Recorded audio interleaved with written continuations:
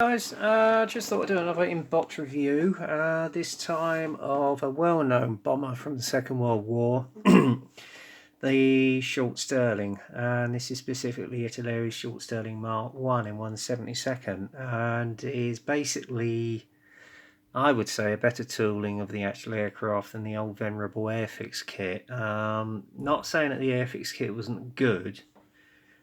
Admittedly, this one's a little bit more expensive, but to be honest with you, considering the level of detail that you've got in this kit compared to the old Airfix kit, I would suggest it is a case of you're getting what you pay for.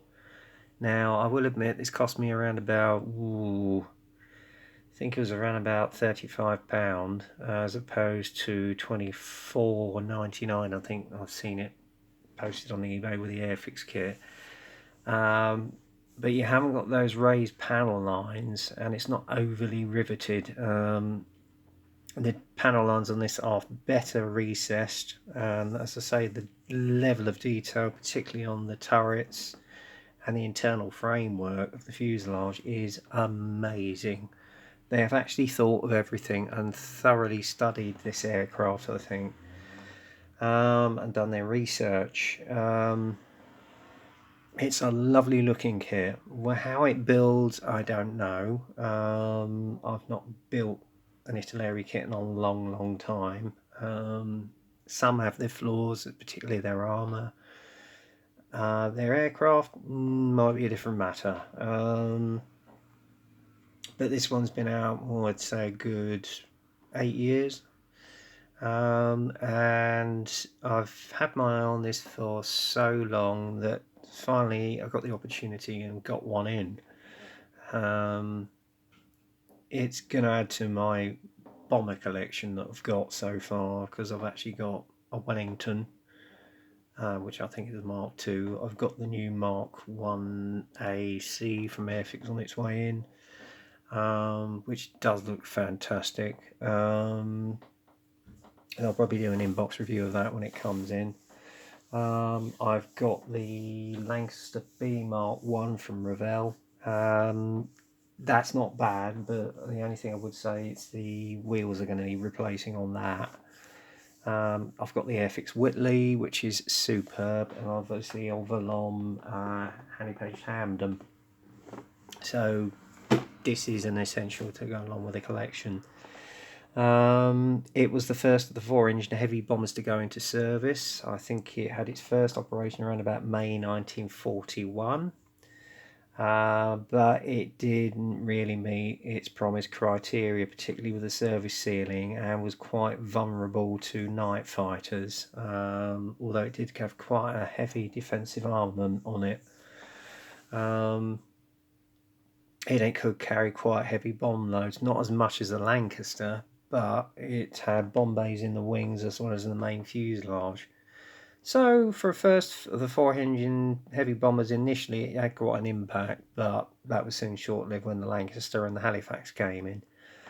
But they were loved by their crews who flew on them, and I think they weren't withdrawn from frontline service as a night bomber until around about the latter part of 1944.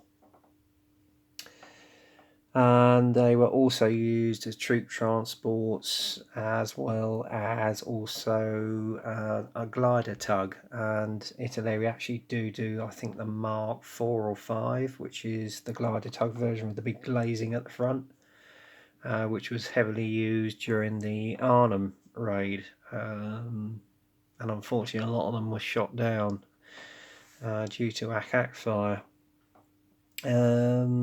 But all told, it was basically a master of all tools during the Second World War and leading up to the 1950s, when I think the last one flew around about 49 or 47, I think. There is a photograph, believe it or not, of a Stirling transport, all in silver, for which you can get a conversion set for the old Airfix kit. Taken at Black Bush, which is virtually not all that far from here, actually, because it was actually used as a logistical air base. I've forgotten the name of the actual base that it was called during the Second World War, but then it was used as a municipal airport, so for a little while until Heathrow was opened. Anyway, I'm getting off the beaten track here, so enough about the history lesson. We'll get on to the main crux of the matter, which is the kit itself. As I say, it was released around about 2004-5, I think, along with the short Sunderland, which I have to say does look impressive as well, and I'm very tempted to get that in. But having looked through this, it does look a lovely, lovely kit. So without further ado, we're going to get on with the inbox review. It's quite a large box, as you can see here. And the kit number, if you want to get hold of one of these, is kit number 1335. That's kit number 1335, if you want to pause that. Okay. The actual length of the kit is 36.9 centimetres, so that's quite long. It was a very large aircraft. In fact, it stood a lot taller than the Lancaster. I think it had an equal wingspan because they have restrictions on the wingspan with this for it to fit in the RAF hangars, believe it or not, which may possibly have been its downfall with its service ceiling. I don't know.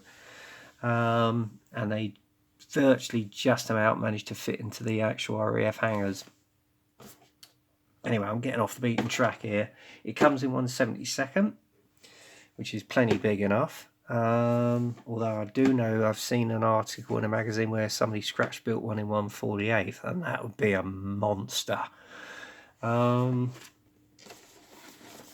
the side of the box, as you can see here, is a colour call out for a well-known Stirling Muck Roberts reply, which I think was from 7 Squadron based at RAF Whiten. And then you've got a little etch brass sheet there, which you can see, and then there's your decals, one of which is for an example captured by the Luftwaffe in 1942, I think it was. So it's a top ending opening box, which I prefer. And you've got 1, 2, 3 bags of 6 sprues. There's your etched brass bits, decals, and then we'll come on to the main crux of the matter, which I shall move over here. The actual instruction sheet, which is a normal pamphlet type done by Italeri. Let's move the box bottom of the back here. All in black and white, as you can see here. Little short history on the aircraft itself. Sprue trees inside, which you can see all in black and white photograph. So it's quite comprehensive as to what sprues you get and what's there, including the etched brass bits. Colour call outs at the bottom here, which is all FS numbers or Italeri paint numbers. I've heard they're pretty good, so I might give them a go as and when I get around to building this. Or alternately, as I say, you can get onto the Hobby Colour app from Play Store and then get the paint conversion to whichever brand of paint you're using. First stage, which is normal for any aircraft kit, is basically the cockpit with the assembly of the flight engineer and the main flight captain's seats, or bomber pilot seats. Again, the level of detail, as I say, with the main frames and everything, it looks fantastic. You've even got etched brass seat belts to go in. And the control column itself, one piece. You've got various sub-assemblies there to go in. And your decal sheet goes on. And then obviously you've got your etched brass column, which goes on the top. Obviously you paint it to give it that 3D effect. And if you wanted to, you could actually put some little blips of clear in the dials just to give it that glass effect. And even on the throttle levers going from the etched brass sheet, which looks quite effective. Then you've got the wireless operator and navigator's station seats. Again, you've got etched brass seat belts for them, which is superb. That's the actual main crew compartment, which you can see assembled there for the wireless operator and navigator. Navigator radio station, which you can see, or is it the wireless operator? I think it might be the wireless operator. Again, navigator station there, this desk. Then you put your bulkheads in, okay, and then obviously you've got the main piping that goes in as well, which is a nice touch. And then obviously once you've got that wireless operating crew compartment goes on, the pilot section cockpit goes on top, because this is quite a large aircraft inside. And then you've got your bomb bay there, which is highly detailed with the ribs, etc. And then you've got your actuator arms for the bomb bay doors. Once you've got that done, you put the main crew compartment on the top of the bomb bay. And then it's telling you here on the fuselage size to open up any holes for the glass as well. And then you've got another little radio there, which goes on the right hand side of the fuselage. And then they're telling you to put the holes in for the radio antenna, etc.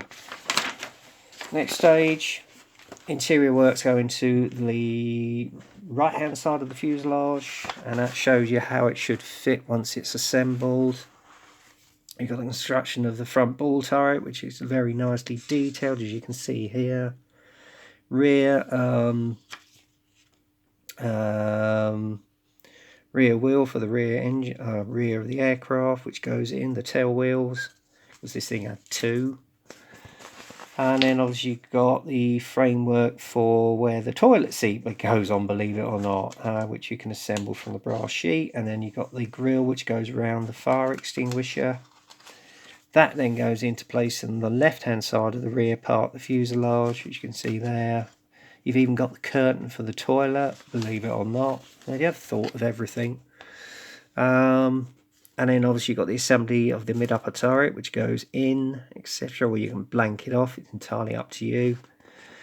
You can have the crew access door open, which I'm going to leave open because it'd be a shame not to see all this detail. Framework for the rear turret to go in, and then you put the two button up the fuselage. Assembly of the tailplanes and rudder and tail unit. Observation dome goes in, or if you didn't want it, you can just have it blanked over. Then you obviously got the rest of the mid-upper turret assembly to be done. Glass for the bomb aimer section goes in. Tailplanes go on, and the tail itself goes on. And even in the cockpit, you've even got some of the cantilever control columns on the top of the cockpit. So they've thought of everything. Then obviously you've got the assembly of the bombs with a bomb rack there. Again, the detail on the bomb is very nicely caught. Your bombs go into the bomb bay. If you want to display the bombs, bay doors open. Escape hatch goes in. And then obviously you've got the bay doors for the rear tailplane wheel, or you can have it shut if you can have it in flight position. And then they're telling you to basically cut out all the holes for the nav lights on the wings. And then obviously you've also got bomb bay doors in the wings, which had it on this aircraft. Your bombs go in on both sides. And then obviously you've got the bomb bay doors to put in. Then the construction of the actual hydraulics for the undercarriage, which you can see there, all goes together, including the wheel, which is weighted, which is a nice touch. And then you finish the assembly of the internal workings of the undercarriage doors. The undercarriage units go in on both wings, which you can see there. And then obviously if you're having the undercarriage bay doors up, it's positioned like so. And then obviously the two halves going on, including the landing lights as well, as you can see there. Obviously your navigating lights landing lights go in either side, port and starboard. Gear bay doors go in. The assembly of the engines, which is beautifully detailed, and there's a little etched brass part here as well. And even the detail on the exhaust shrouds is very nicely done. Air scoops go on to the firewalls, engines go on.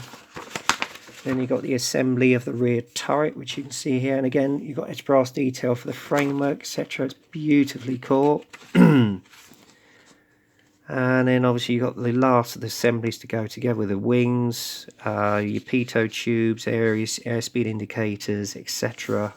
All the lumps and bumps. Rear turret goes on. Crew ladder, if you want that open, it goes in. And that's it. Now you've got one of, I think, around about 1, 2, 3, 4, 5, 1, 2, 4, about 6 colourways you can do.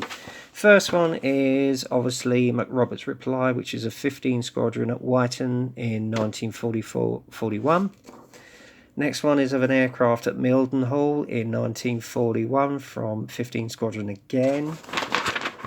And then another Stirling one of 7 Squadron at Oakington. And believe it or not, I actually looked this airfield up on Google Earth, and it's still virtually intact apart from the runways. But it's used as an industrial park now. And then there's another aircraft from 7 Squadron at Oakington in 41 again. I think that's the early camo scheme, as you can see there.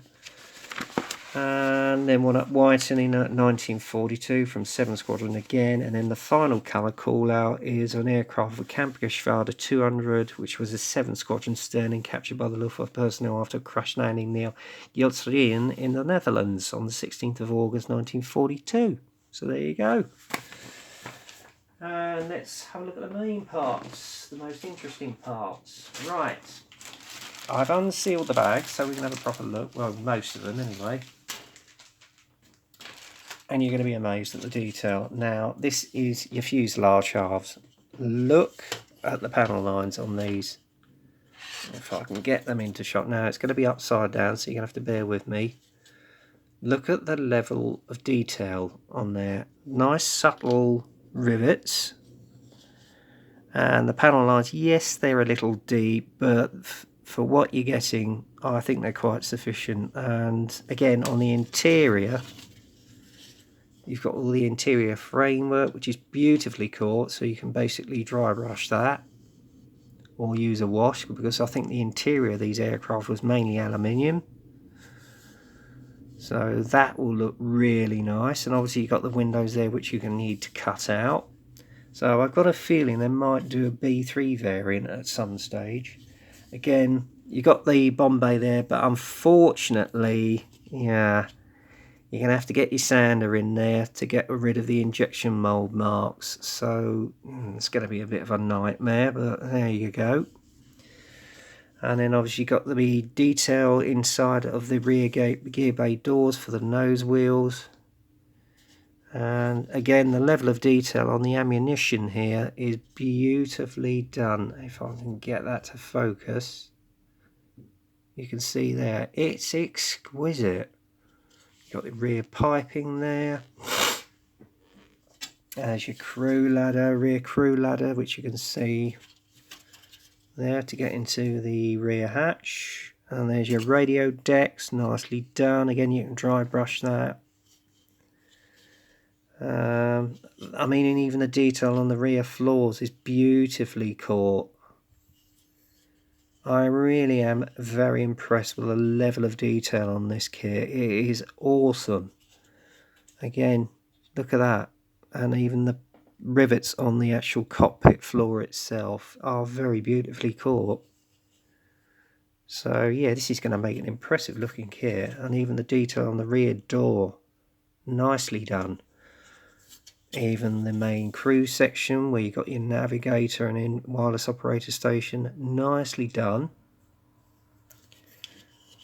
So yeah, she's going to build into a beauty. I've even got the rear doors here, if I can get that into shot, for the rear turret, beautifully done. So yeah, they really have done their research on this, guys, they really have. Right, let's get that back in its bag.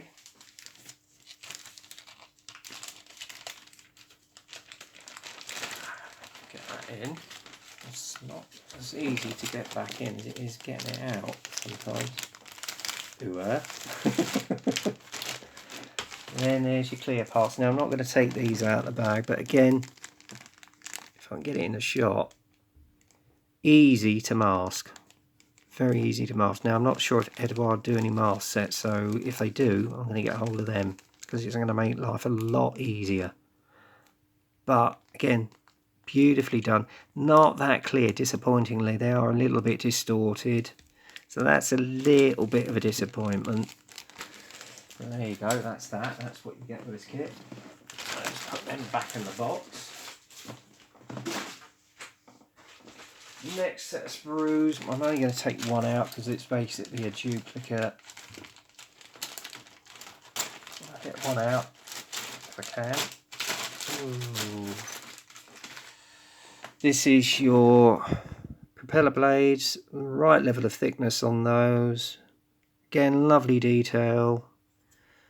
You've got the mount for the wireless operator's seat, rear part of the mechanism for the fuselage. Nicely done. That's your bomb bay doors for the wing bomb bay sections. There's your bomb racks, and again with the exhaust shrouds. Beautifully caught and authentically done. And there's your air scoops as well for the engines. And the elevator detail, again the panel line detail and the rivet detail, nicely done. Engines look beautiful, the engine cubs, nicely done, although you may have to do a little bit of work on the interior. The engines themselves, nice level of detail on them. I think they're Bristol Centaurus engines on these, I'm not sure. Same as was featured on the Mark II Lancaster. And again, the wheels, nicely weighted, which I'm impressed with. That's part of your hydraulics there, nicely detailed again. Put a nice oil wash on that. And again, part of your units for your seats, your side frames for your seats, for your engineer and flight commander seats, nicely done. Try to turn around the other way. The only thing that's a disappointment, again, you got injector marks in the seats, so you're going to have to work on those. Okay, guys, that's a bit of a disappointment. Again, the detail on the undercarriage bay doors. Look at that. Fantastic. Absolutely exquisite. And even the bomb bay doors themselves. Yeah, you've got a bit of a problem with injector marks, which isn't in the right place, but a bit of filler will sort that out, no problem. So there you go. Right, pop that back in the bag.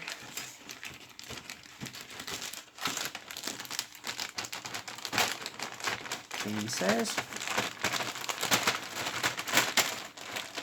Be careful because I don't want to snap off any parts. And then you've got the final main screw, which is the wings themselves. Again, I'll just show you one side of it. There's your bomb bays, nicely detailed. Thankfully there's no injection marks in those, but again, a nice level of detail, and even with the rivets on the wings and the panel lines, beautifully reproduced. And even on the upper part where you've got the access hatches for the tanks, fuel tanks, nicely done. And again with the actual elevators, that's nicely caught as well. So yeah. Okay, so that's most of the sprues. Get that back in the bag.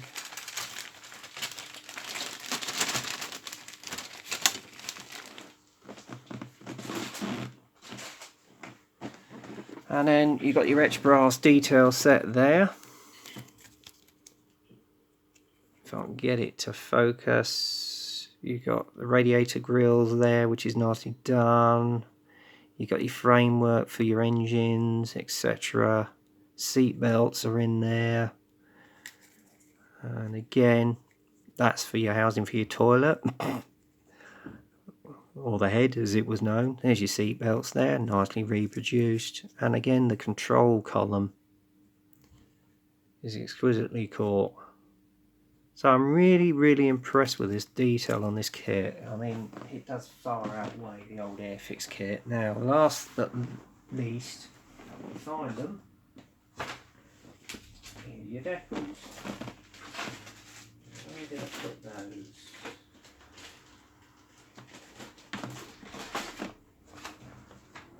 Done with them. I'll put them down there somewhere. Here we go. Right, this is your decals. I don't know what they're like to be. They're a little bit on the shiny side, but I wouldn't say they're going to be that bad. But with some microsol microset, they'll bed down nicely. And you've even got stencils on there as well for all your unit markings, etc. So yeah, they should bed down okay, I should imagine. They've got the right colour for the roundels and the markings, because it was that sort of dull red really. And there's your control panel decal as well. So yeah, as I say, this is quite an impressive looking kit. I don't know what it's going to build into. There are issues with injector pin marks in the most accessible places, which could have done without, but that's Italeri's mould process for you. But I should imagine once she's built up, she's an impressive looking kit, and I'm glad I got it in my stash. Anyway, I hope you enjoyed the inbox review. I'll probably do another one soon. I was going to go to the Farnborough Air Show, but I've been suffering with this heat lately. What with my asthma and obviously my angina, I think travelling all that way in this hot weekend would have been a bit much to go to the show, so I'll probably have to pot it off until a couple of years from now. But hey, that's the way it goes. So I thought I'd do this inbox review instead for you guys. Anyway, that's it for now, guys. I would heartily recommend getting this kit. I know it's quite expensive, but to be honest with you, with the level of detail and the internal workings, it is going to build into a superb kit. And I think it is a little bit worth paying a little bit more for what you get. I mean, you can, or you did, get internal etch brass set for the detail on the Airfix kit, which was, I think, issued by White Ensign. But they've been taken over, so a lot of those etch brass sets are possibly gone now. I think you might still be able to get hold of some on eBay, I'm not sure. But rather than fork out for the extra and pay a little bit more, get yourself this kit, guys, because I think it's going to be worth it. Anyway, that's it for now. So, as I say, I hope you enjoy the inbox review, and enjoy your modelling out there, guys. Watch that sun, because it can be a bit deceptive, and keep yourselves hydrated. That's the most important thing during this heat wave. Anyway, that's it for now, guys. So until the next time, get kit crazy, happy modelling, and I'll speak to you soon.